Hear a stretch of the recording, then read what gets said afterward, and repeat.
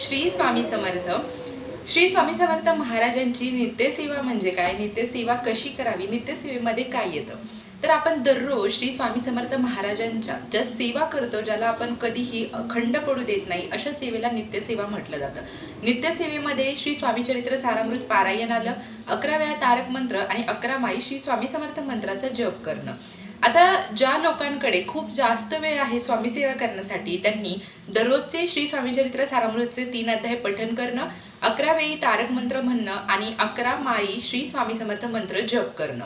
आणि ज्यांच्याकडे जे खूप वर्किंग असतात, घरामध्ये लहान बाळ असतं किंवा अशा काही अडचणी असतात की त्यांना सेवा करण्यासाठी वेळ देता येत नाही, पण मिनिमम तुम्ही जर 10 मिनिटे जरी दिली ना, तर त्याच्यामध्ये तुम्हाला स्वामी चरित्र सारामृतचे 3 अध्याय, एकदा तारक मंत्र आणि 1 माळ श्री स्वामी समर्थ मंत्र जप करायचा आहे. ही सेवा करा, पण श्रद्धेने करा, विश्वास ठेवून करा, त्याचा अनुभव तुम्हाला आल्याशिवाय राहणार नाही.